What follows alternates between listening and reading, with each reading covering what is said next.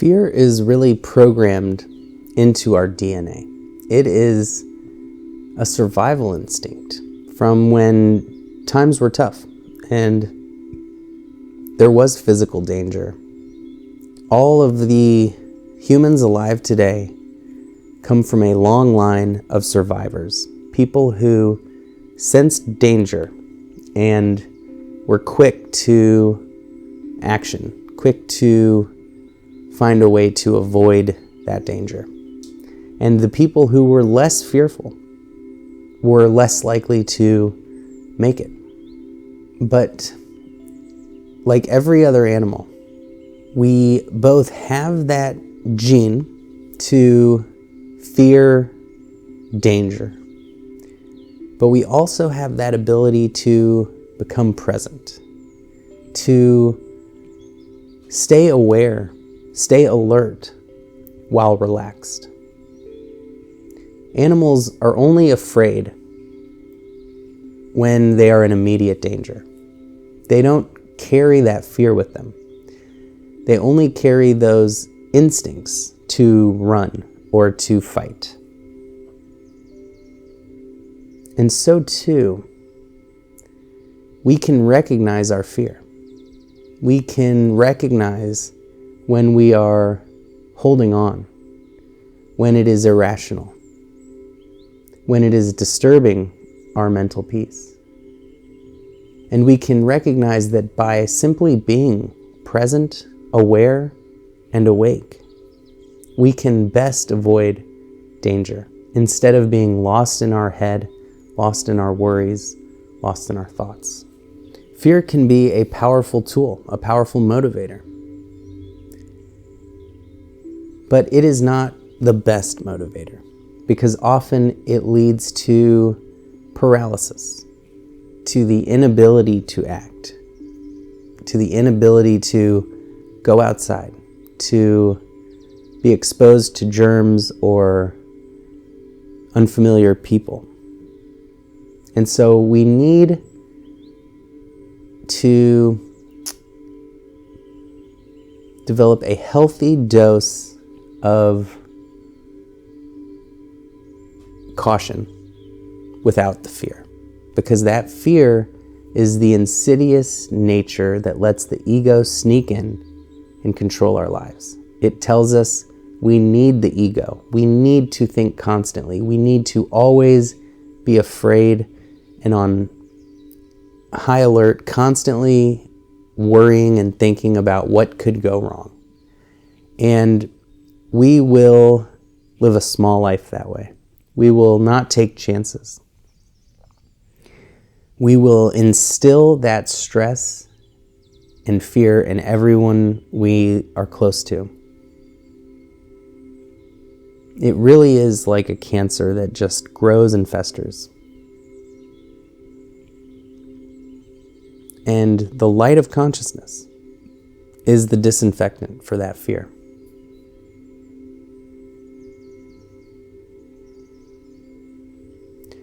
So I wouldn't use fear to propel my spiritual endeavors.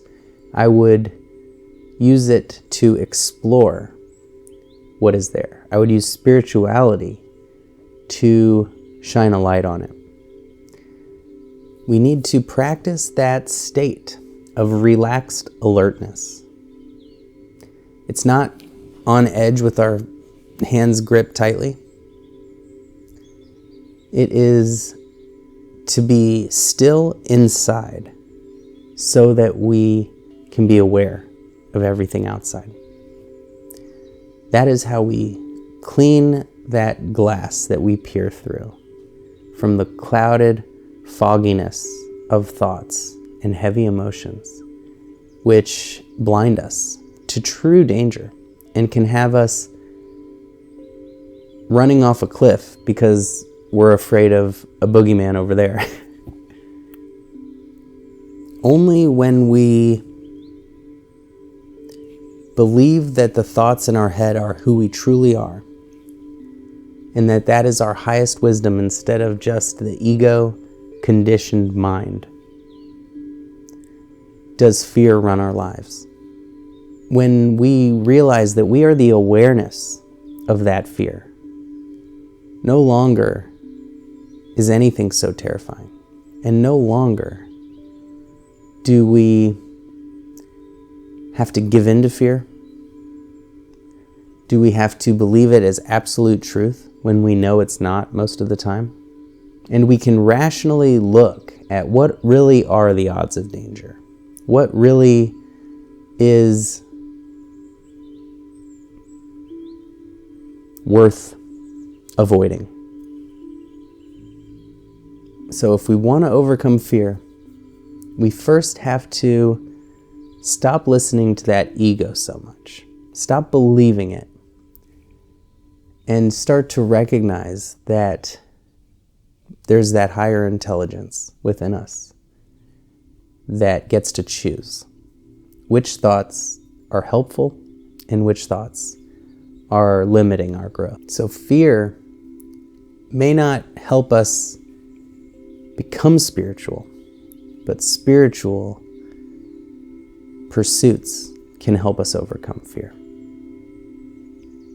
We don't have to carry any of that fear and conflict with us. Most of our entertainment, our TV and film, is written by people who are living in fear, who are internalizing the conflict and chaos of the world. And in turn, we subconsciously assume that this is the way of the world, that this is the only way to be. But hopefully there's enough content out there by people who can show us a different way, by people who have figured out how to love despite the hate out there.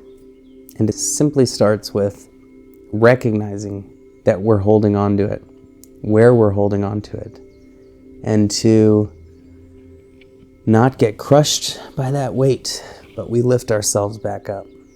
We breathe that healing oxygen. We let it fill our lungs and body, heal our muscles and relax that tension.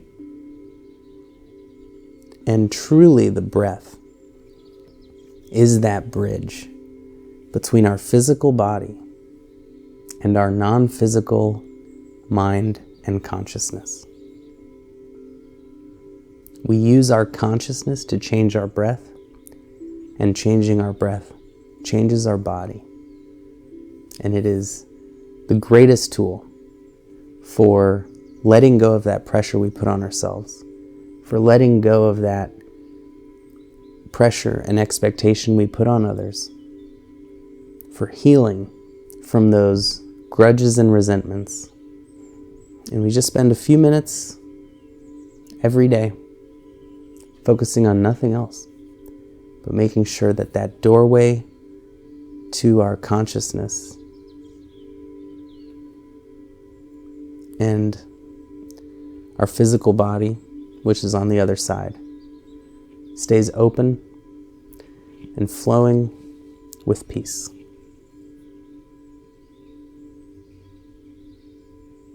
If we think the world is crazy, the world will appear crazy. And it will show us only what confirms our beliefs. When we recognize that 99% of this earth is beautiful wilderness, when we realize that the news is 1% of what happens on earth, and that the other 99% is people loving each other, sacrificing their time and energy to help others, to provide for their families, then we will see the peaceful, loving nature of this world. It just depends on what we focus on. If the mind says the world is crazy, do we give it our full attention? Do we let that ruin our day? Do we believe that narrative? That is where our conscious awareness can come into play. We don't have to convince ourselves of anything. We don't have to believe anything. We simply have to witness and let be what is. And if we are in conflict with the world, that conflict is within us.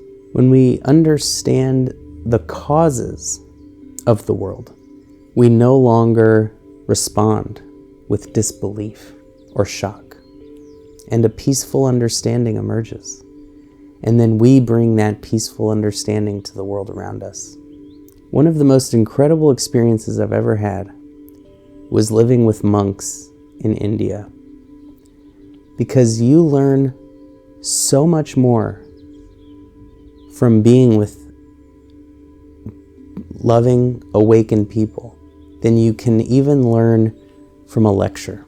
They teach you how to love, how to show kindness, what generosity looks like.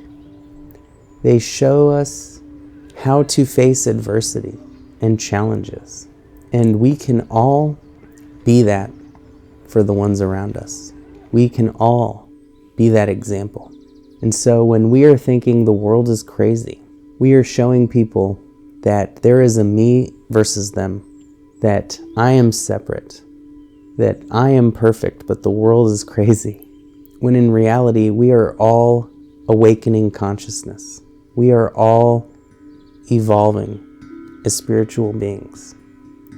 And so the stories in our head of whether it's a crazy world or a peaceful world are both false mental fictions. And the truth is that this world is evolving, that this consciousness is awakening. And that has been the trend for billions of years. And the more we change ourselves, the more we change the world.